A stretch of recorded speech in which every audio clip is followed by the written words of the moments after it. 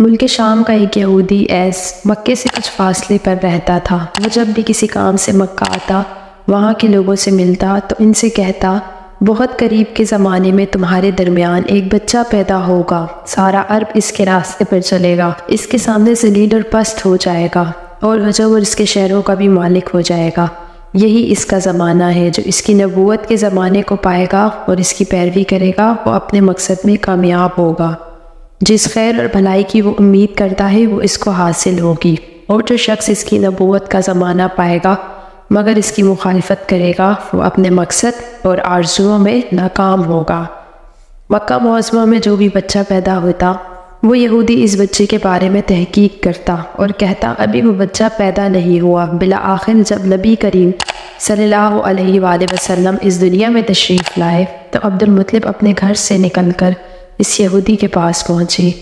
اس کی عبادت گاہ کے دروازے پر پہنچ کر انہوں نے آواز دی۔ ایس نے پوچھا، کون ہو؟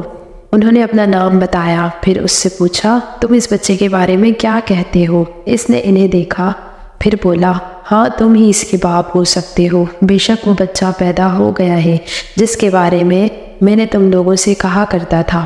وہ ستارہ آج طلوع ہو گیا ہے جو اس بچے کی پیدائش کی علامت ہے، اور اس کی علامت یہ ہے کہ اس وقت اس بچے کو درد ہو رہا ہے۔ یہ تکلیف اسے 3 دن رہے گی اور اس کے بعد یہ ٹھیک ہو جائے گی۔ راہب نے جو یہ کہا تھا کہ بچہ 3 دن تک تکلیف میں رہے گا، تو اس کی تفصیل یہ ہے کہ آپ نے 3 دن تک دودھ نہیں پیا تھا، اور یہودی نے جو یہ کہا تھا کہ ہاں آپ ہی اس کے باپ ہو سکتے ہیں، اس سے مراد یہ ہے کہ عربوں میں دادا کو بھی باپ کہہ دیا جاتا تھا، اور نبی کریم صلی اللہ علیہ وآلہ وسلم نے ایک بار خود فرمایا تھا، میں عبد المطلب کا بیٹا ہوں۔ یہودی نے عبد المطلب سے یہ بھی کہا تھا، اس بارے میں اپنی زبان بند رکھیں، یعنی کسی کو کچھ نہ بتائیں، ورنہ لوگ اس بچے سے زبردست حسد کریں گے، اتنا حسد کریں گے کہ آج تک کسی نے نہیں کیا ہوگا، اور اس کی اس قدر سخت مخالفت ہوگی کہ دنیا میں کسی اور کی اتنی مخالفت نہیں ہوگی۔ پوتے کے متعلق یہ باتیں سن کر عبد المطلب نے حیض سے پوچھا، اس بچے کی عمر کتنی ہوگی؟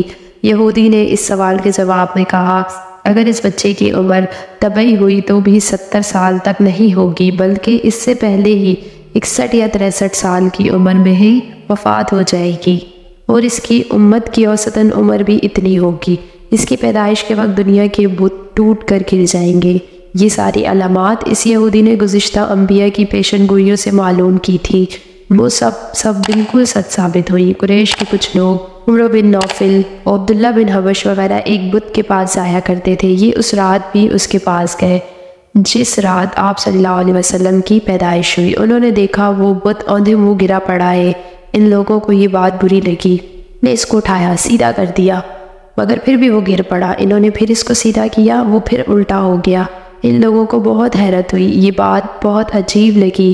تب اس بت سے آواز نکلی، یہ ایک ایسے بچے کی پیدائش کی خبر ہے جس کے نور سے مشرق اور مغرب میں زمین کے تمام گوشے منور ہو گئے ہیں۔ بت سے نکلنے والی آواز نے انہیں اور زیادہ حیرت زدہ کر دیا۔ اس کے علاوہ ایک واقعہ یہ پیش آیا کہ ایران کے شہنشاہ اسرا نوشیروں کا محل ہلنے لگا اور اس میں شگاف پڑ گئے۔ نوشیروں کا یہ محل بہت مضبوط تھا، بڑے بڑے پتھروں اور چونے سے تعمیر کیا گیا تھا۔ اس واقعے سے پوری سلطنت پر دہشت پھیل گئی، شگاف پڑنے سے خوفناک آواز بھی نکلنے لگی، محل کے 14 کنگرے ٹوٹ کر نیچے آ گرے تھے۔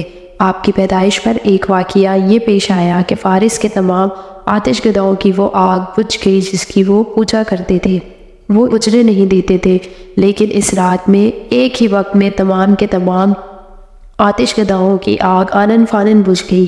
آگ کے پوجنے والوں میں رونا پیٹنا مچ گیا۔ کسریٰ کو یہ تمام علامات ملی تو اس نے ایک کاہن کو بلایا۔ محل میں شگاف پڑنے اور آتش گداؤں کو آگ بجھانے کے واقعات اسے سنا کر پہنچی۔ گداؤں کی آگ بجھنے کے واقعات اسے سنا کر پوچھا، آخر ایسا کیوں ہو رہا ہے؟ وہ کاہن خود تو جواب نہ دے سکا، تاہم اس نے کہا، ان سوالات کے جوابات میرا ماموں دے سکتا ہے، اس کا نام ستی ہے۔ نوشیروں نے کہا، ٹھیک ہے، تم جا کر ان سوالات کے جوابات لاؤ۔ وہ گیا، ستی سے ملا، اسے یہ واقعات سنائے۔ اس نے سن کر کہا، ایک عزا والے نبی ظاہر ہوں گے جو عرب اور شام پر چھا جائیں گے، اور جو کچھ ہونے والا ہے ہو کر رہے گا۔ اس نے یہ جواب کسریٰ کو بتایا۔ اس وقت تک کسریٰ نے دوسرے کاہنوں سے بھی معلومات حاصل کر لی تھی، چنانچہ یہ سن کر اس نے کہا تب پھر ابھی وہ وقت آنے میں دیر ہے، یعنی اس کا غلبہ میرے بعد ہوگا۔ پہلے دن عبد المطلب نے آپ کا عقیقہ کیا اور نام محمد رکھا۔ عربوں میں اس سے پہلے یہ نام کسی کا نہیں رکھا گیا تھا۔ قریش کو یہ نام عجیب سا لگا، چنانچہ کچھ لوگوں نے عبد المطلب سے کہا اے عبد المطلب، کیا وجہ ہے تم نے اس بچے کا نام اس کے باپ دادا کے نام پر نہیں رکھا بلکہ محمد رکھا، اور یہ نام نہ تمہارے باپ دادوں میں سے کسی کا ہے نہ تمہاری قوم میں سے کسی کا ہے؟ عبد المطلب نے انہیں جواب دیا میری تمنا ہے کہ آسمانوں میں اللہ تعالیٰ اس بچے کی تعریف فرمائے اور زمین پر لوگ اس کی تعریف کریں۔ محمد کے معنی ہے جس کی بہت زیادہ تعریف کی جائے۔ اسی طرح والدہ کی طرف سے آپ کا نام احمد رکھا گیا۔ احمد نام بھی اس سے پہلے کسی کا نہیں رکھا گیا تھا، مطلب یہ کہ ان دونوں ناموں کی اللہ تعالیٰ نے حفاظت کی اور کوئی بھی یہ نام نہ رکھ سکا۔ احمد کا مطلب ہے سب سے زیادہ تعریف کرنے والا۔ علام لکھا ہے آپ احمد پہلے ہیں اور محمد بعد میں، یعنی آپ کی تعریف دوسروں نے بعد میں کی۔ اس سے پہلے آپ کی شان یہ ہے کہ آپ اللہ تعالیٰ کی سب سے زیادہ حمد و ثنا کرنے والے ہیں۔ پرانی کتابوں میں آپ کا نام احمد ذکر کیا گیا ہے۔ اپنی والدہ کے بعد آپ نے سب سے پہلے صوبیہ کا دودھ پیا۔ صوبیہ نبی کریم صلی اللہ علیہ وآلہ وسلم کے چاچا ابو لہب کی باندی تھی۔ اس کو ابو لہب نے آپ کی پیدائش کی خوشی میں آزاد کر دیا تھا۔ صوبیہ نے آپ کو چند دن تک دودھ پلایا۔ انہی دنوں صوبیہ کے یہاں اپنا بیٹا پیدا ہوا تھا۔ آپ کی والدہ نے آپ کو صرف 9 دن تک دودھ پلایا۔ اس کے بعد صوبیہ نے پلایا۔ پھر دودھ پلانے کی باری حضرت حلیمہ کی آئی۔ حضرت حلیمہ